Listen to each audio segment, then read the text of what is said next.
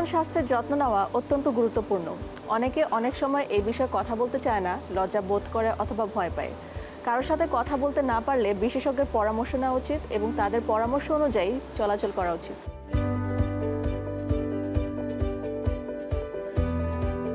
বিগত 5 বছরের মধ্যে আমার নিজের এক্সপিরিয়েন্স হচ্ছে গিয়ে অনেক বেশি আমরা রিপ্রোডাক্টিভ হেলথ ডিফিকাল্টিজ বা রিপ্রোডাক্টিভ হেলথ ইস্যুসগুলো নিয়ে আমরা খুব বেশি রকমের চেঞ্জেস ফিমেল বডিতে দেখতে পাচ্ছি। এর পাশাপাশি রিপ্রোডাক্টিভ হেলথের মধ্যে যে ধরনের চেঞ্জেসগুলো আছে, এর পাশাপাশি দেখা যায় যে আমাদের হরমোনজনিত যেই ধরনের সমস্যাগুলো ওগুলো কিন্তু এই বিগত 5 বছরে অনেক বেশি বেড়ে গেছে। এর একটা মাত্র কারণ হচ্ছে আমরা যদি ঠিকমতো ফিমেল বডিটাকে আন্ডারস্ট্যান্ড না করি, যেহেতু ফিমেল বডিতে হরমোন ডমিনেটিং যে হরমোনগুলো আছে সেগুলো যদি প্রপারলি প্রডিউস না হয়, এটা কিন্তু আমাদের পুরো সিস্টেমটাকে কলাপস করে ফেলতে পারে।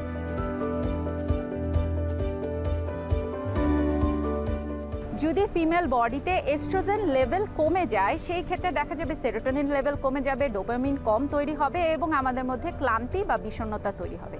আবার যদি প্রোজেস্টেরন লেভেলটা বেড়ে যায়, সেটা কিন্তু আমাদের নার্ভাস সিস্টেম, সেন্ট্রাল নার্ভাস সিস্টেমে গিয়ে এফেক্ট ফেলবে এবং আমাদের মধ্যে ক্লান্তি বা বিষণ্ণতা দেখা দিবে।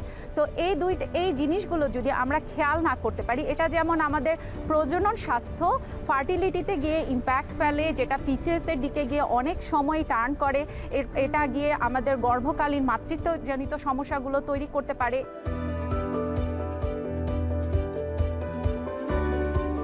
এর পরবর্তী যে আমরা মেনোপজের দিকে একটা ফিমেল বডি যেতে থাকে, সেই সময়েও কিন্তু দেখা যায় যে আমাদের এস্ট্রোজেন লেভেল অনেকটাই কমে যায়, এস্ট্রোজেন ন্যাচারালি তৈরি হতে চায় না, এই কারণে মুড সুইং হতে থাকে এবং আমাদের বোন ডেন্সিটিও কিন্তু ফিমেলদের এই সময়টায় কমে যায়। এই সময় দেখা যায় রোগ প্রতিরোধ ক্ষমতা কমে যাচ্ছে, আমাদের ল্যাক অফ স্লিপ হচ্ছে। সো এই জিনিসগুলো কিন্তু আমাদের সবসময় মাথায় রাখতে হবে, একটা আরেকটার সাথে প্রচুর কানেক্টেড।